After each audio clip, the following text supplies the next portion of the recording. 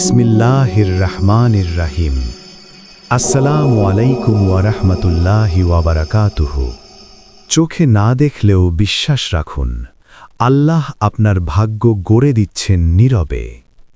প্রিয় ভাই বোন বন্ধুগণ, মানুষ স্বভাবতই দৃশ্যমান ফলাফল দেখতে ভালোবাসে।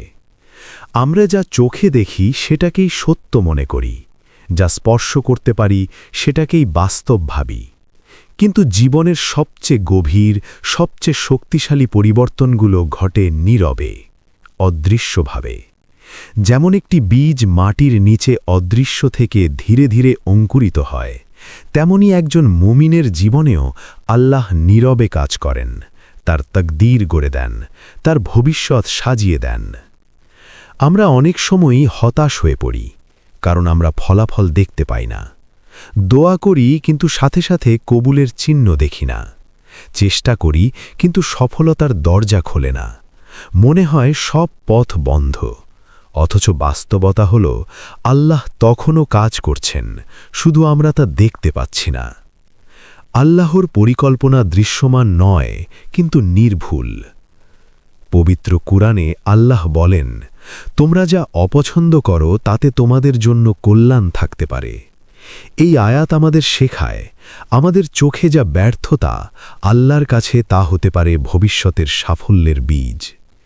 আমরা সীমিত জ্ঞান নিয়ে সিদ্ধান্ত নেই, কিন্তু আল্লাহ অসীম জ্ঞান দিয়ে আমাদের জীবন পরিচালনা করেন। আমরা বর্তমান দেখি, তিনি অতীত, বর্তমান ও ভবিষ্যৎ একসাথে দেখেন, তাই তার পরিকল্পনা নিখুঁত। আপনি হয়তো একটি চাকরি পাননি, কিন্তু হয়তো সেই চাকরিটি আপনার ঈমানের ক্ষতির কারণ হতো। আপনি হয়তো একটি সম্পর্কে ব্যর্থ হয়েছেন, কিন্তু হয়তো সেটি আপনার ভবিষ্যতের বড় বিপদ থেকে রক্ষা করেছে। আপনি হয়তো অর্থ কষ্টে আছেন, কিন্তু হয়তো এই সময়টি আপনাকে আল্লাহর কাছে সবচেয়ে কাছাকাছি নিয়ে যাচ্ছে। নবীদের জীবন ধৈর্যের উজ্জ্বল উদাহরণ।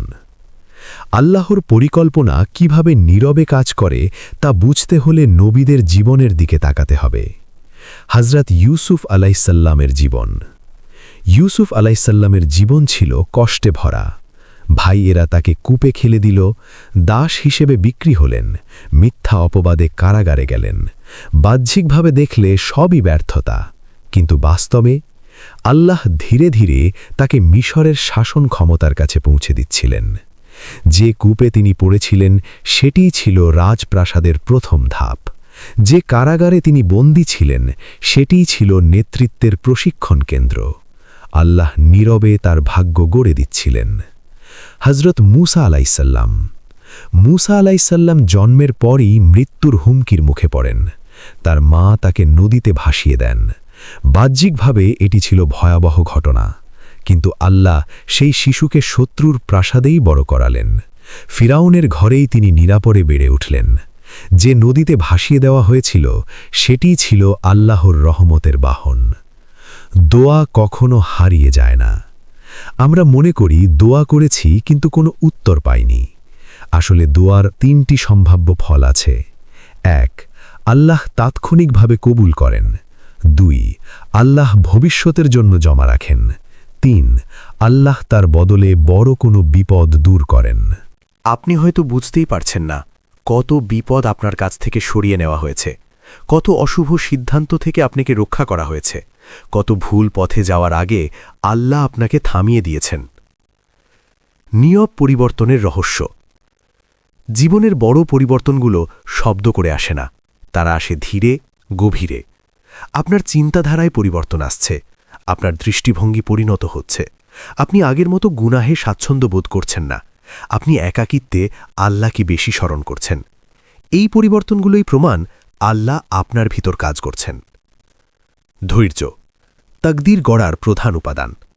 ধৈর্য মানে চুপচাপ বসে থাকা নয়, ধৈর্য মানে চেষ্টা চালিয়ে যাওয়া, কিন্তু ফলাফলের ব্যাপারে আল্লাহর উপর ভরসা রাখা। যখন সব দরজা বন্ধ মনে হয়, তখনই আসলে আপনার ঈমানের পরীক্ষা চলছে। আপনি কি দৃশ্যমান বাস্তবতায় বিশ্বাস করবেন, নাকি অদৃশ্য রবের প্রতিশ্রুতিতে? ধৈর্য এমন একটি গুণ যা আপনার চরিত্রকে পরিশুদ্ধ করে। আগুন যেমন সোনাকে বিশুদ্ধ করে, তেমনি পরীক্ষা একজন মুমিনকে শক্তিশালী করে। হতাশা শয়তানের কৌশল। শয়তান চায় আপনি বিশ্বাস হারান, সে চায় আপনি ভাবুন যে আমার জন্য কিছুই ভালো হবে না। কিন্তু একজন মুমিন জানে তার রব কখনো তাকে পরিত্যাগ করেন না। যখন আপনি একা কাঁদেন, আল্লাহ দেখেন। যখন আপনি কাউকে না বলে কষ্ট সহ্য করেন, আল্লাহ জানেন। যখন আপনি হারাম থেকে নিজেকে বাঁচান, আল্লাহ লিখে রাখেন। আপনার প্রতিটি ত্যাগ, প্রতিটি চোখের পানি, প্রতিটি নীরব সংগ্রাম সবকিছু হিসাবের খাতায় সংরক্ষিত। ভাগ্য গড়ে ওঠে চরিত্রের মাধ্যমে। আমরা ভাগ্য বলতে বুঝি অর্থ, সফলতা, সম্মান, কিন্তু প্রকৃত ভাগ্য হল সৎ চরিত্র, শক্ত ঈমান, আল্লাহর নৈকট্য। যদি আল্লাহ আপনাকে এমন পরিস্থিতিতে রাখেন যা আপনার অহংকার ভেঙে দেয়, তবে বুঝবেন তিনি আপনাকে আরও বড় মর্যাদার জন্য প্রস্তুত করছেন। যদি তিনি আপনার গুনাহের পথ বন্ধ করে দেন, তবে বুঝবেন তিনি আপনার আখিরাত রক্ষা করছেন। তাওয়াক্কুল, অদৃশ্যের ওপর ভরসা। তাওয়াক্কুল মানে অলসতা নয়, এটি হল সর্বোচ্চ চেষ্টা করার পর ফলাফল আল্লাহর হাতে ছেড়ে দেওয়া। আপনি বীজ বপন করবেন, পানি দেবেন, যত্ন নেবেন, কিন্তু ফল ফলানো আপনার কাজ নয়, সেটি আল্লাহর কাজ। যখন আপনি এই সত্যটি হৃদয়ে ধারণ করবেন, তখন উদ্বেগ কমে যাবে, অস্থিরতা কমে যাবে, আপনি শান্ত হবেন। দেরি মানেই অস্বীকৃতি নয়। অনেক সময় আমরা ভাবি দেরি হচ্ছে মানে হয়তো তা হবে না, কিন্তু বাস্তবে দেরি মানে প্রস্তুতি চলছে। একটি বাড়ি নির্মাণের আগে গভীর ভিত্তি তৈরি করতে সময় লাগে। যদি ভিত্তি দুর্বল হয়, উঁচু ভবন দাঁড়াবে না। তেমনি বড় নিয়ামত পাওয়ার আগে আল্লাহ বান্দাকে প্রস্তুত করেন। আপনার বর্তমান অবস্থাই প্রমাণ। একটু ভেবে দেখুন, আপনি কত কঠিন সময় পার করেছেন, তবুও টিকে আছেন। কত ঝড় এসেছে, তবুও ভেঙে পড়েননি। এটি কাকতলীয় নয়, এটি আল্লাহর সাহায্য। হয়তো আপনি এখনও কাঙ্ক্ষিত জায়গায় পৌঁছাননি, কিন্তু আপনি আগের জায়গায়ও নেই। আপনি এগিয়েছেন, হয়তো অল্প হলেও। নীরব প্রস্তুতির ফল। একদিন আপনি ফিরে তাকাবেন আর বুঝবেন প্রতিটি দেরি, প্রতিটি প্রত্যাখ্যান, প্রতিটি ব্যথা, সবকিছু আপনাকে একটি নির্দিষ্ট গন্তব্যে পৌঁছে দেওয়ার জন্যই ছিল। যে মানুষটি আজ আপনার মূল্য বোঝে না, হয়তো সে আপনার জন্য ছিলই না। যে সুযোগটি হাতছাড়া হয়েছে, হয়তো তা আপনার ক্ষতির কারণ হতো। যে কষ্টটি আপনাকে কাঁদিয়েছে, হয়তো সেটিই আপনার অন্তর পরিশুদ্ধ করেছে। কি করবেন এখন? ১. নিয়মিত নামাজ আদায় করুন। ২. প্রতিদিন কিছু সময় কোরআন তেলাওয়াত করুন। ৩. ইস্তেগফারকে অভ্যেসে পরিণত করুন। ৪. গোপনে দান করুন। ৫. কাউকে কষ্ট দিলে ক্ষমা চান। এই ছোট ছোট আমলগুলোই বড় পরিবর্তনের সূচনা করে। প্রিয় বন্ধু, চোখে না দেখলেও বিশ্বাস রাখুন, আল্লাহ আপনার ভাগ্য গড়ে দিচ্ছেন। আপনি হয়তো এখন অন্ধকারে আছেন, কিন্তু অন্ধকার মানেই শেষ নয়। অন্ধকারের পরই ভোর আসে। আপনি যদি আজ ধৈর্য ধরেন, বিশ্বাস ধরে রাখেন, গুনাহ থেকে বাঁচেন, তবে নিশ্চিত থাকুন আপনার জন্য এমন একটি ভবিষ্যৎ অপেক্ষা করছে যা আপনার কল্পনার চেয়েও সুন্দর।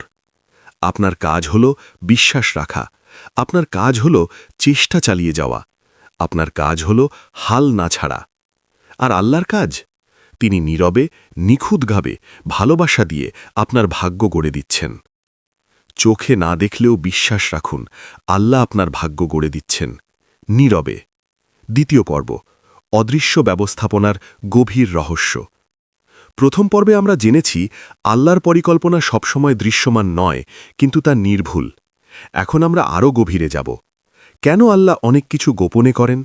কেন আমাদের জীবনে দেরি, পরীক্ষা, অপ্রত্যাশিত বাঁক আসে?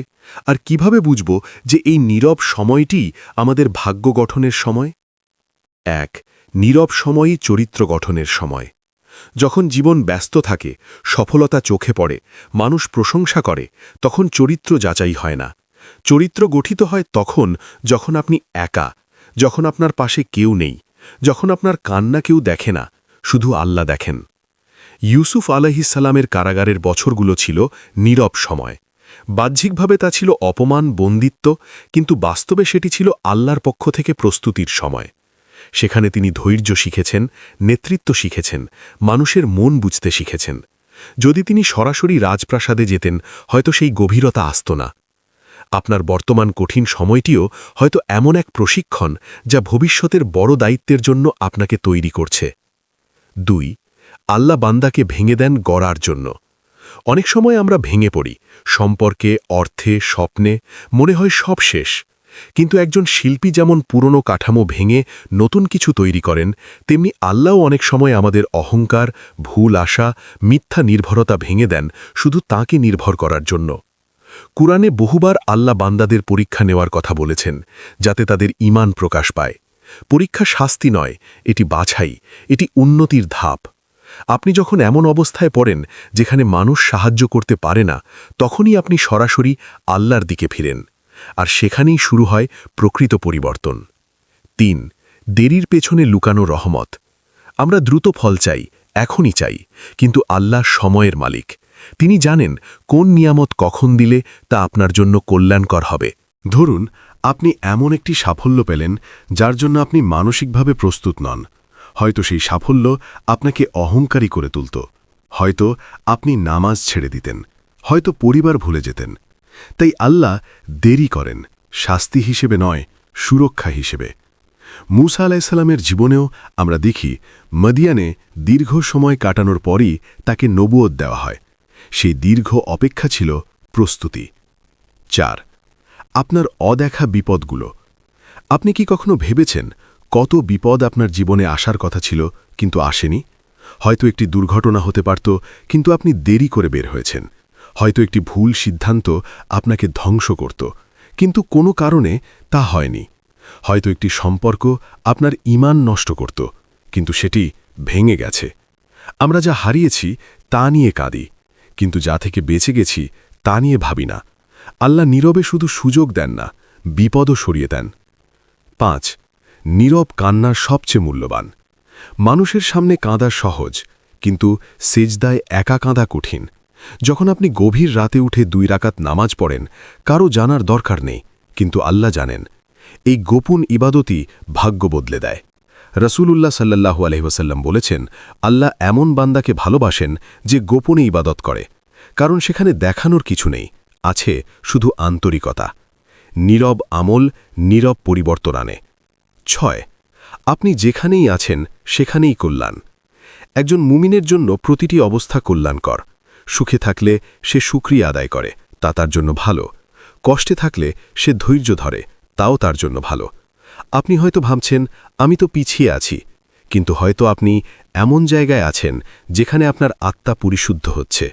দুনিয়ার সফলতা সাময়িক, কিন্তু আল্লাহর কাছে মর্যাদা চিরস্থায়ী। ৭.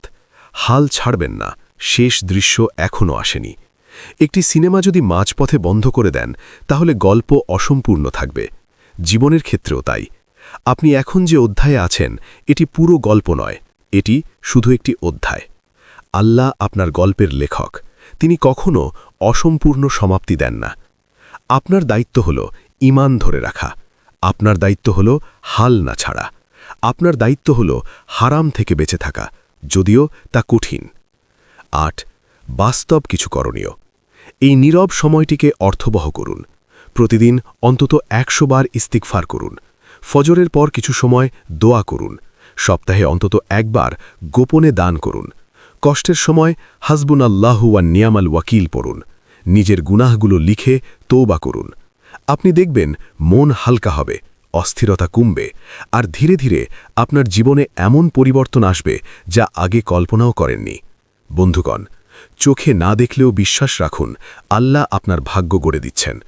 আপনি হয়তো এখন অন্ধকার ঘরে বসে আছেন, কিন্তু বাইরে সূর্য উঠার প্রস্তুতি চলছে। আপনার কান্না বৃথা নয়, আপনার দোয়া হারায়নি, আপনার ধৈর্য অমূল্য। আজ আপনি যা বুঝতে পারছেন না, একদিন সেটিই হবে আপনার সবচেয়ে বড় উপলব্ধি।